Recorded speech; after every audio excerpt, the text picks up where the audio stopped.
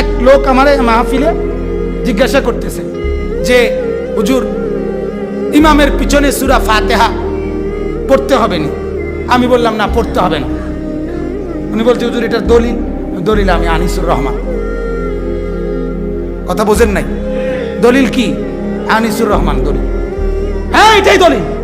কেন আমি দলিল হব না? যদি আমি দলিল না হই, আপনি আমার জিজ্ঞাসা করলেন কেন? কথা বলেন না কেন? আমার কাছে কোরআন হাদিসের এলেম নাই, এটা যদি আপনার আস্থায় থাকে তাহলে আপনি আমার জিজ্ঞাসা কেন? কথা বলেন না কেন? আর যদি আস্থা থাকে যে উনি একজন আলেম, কথা বোঝেন নাই, ওনার কথার উপর তাহলে আস্থা নাই কেন? আপনি কোন দিন কোন ডাক্তাররে জিজ্ঞাসেন যে ডাক্তার সাহেব প্যারাসিটামল যে দিলেন দলিল? কথা বলেন না কেন? দলিল প্যারাসিটামল যে দিলেন এটা কোন কিতাবে লিখছে যে জ্বর যদি 102 হয় তাহলে নাফা এক্সটেন্ড দিতে হয়? এটা একটু দেখাইলে ভালো হয়। কি ধরেন এটা দিব?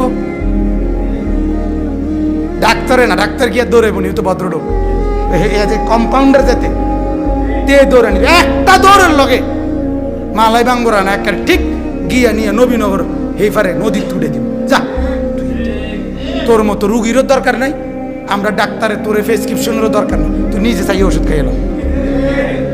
ঠিক কি না বলে? তুমি খাইয়ে এলো ওষুধ। তাইলে প্রথম আপনাকে আমি পরে বললাম আর কি, ওই মুরব্বীরে মাঝ বয়সী লোককে বুঝাইলাম যে প্রথম কথা হইল আপনি নিশ্চিত হইতে হবে উনি আলেম কিনা। কথা বুঝেন নাই কথা?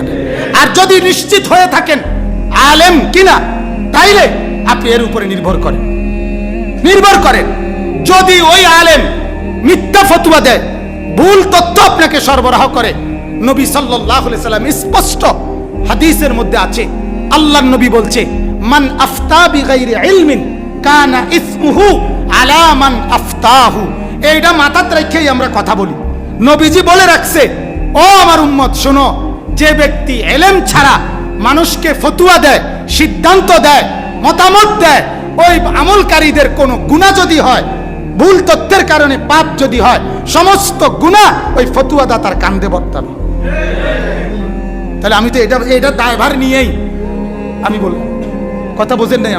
আমি এটার আগে দায়ভার নিছি কিনা বলেন না?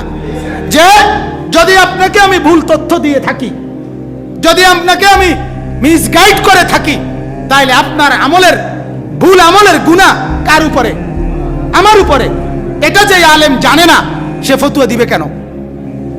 সে সিদ্ধান্ত দিবে কেন? আল্লাহ তাআলা আমাদেরকে বুঝার তৌফিক দান করুক।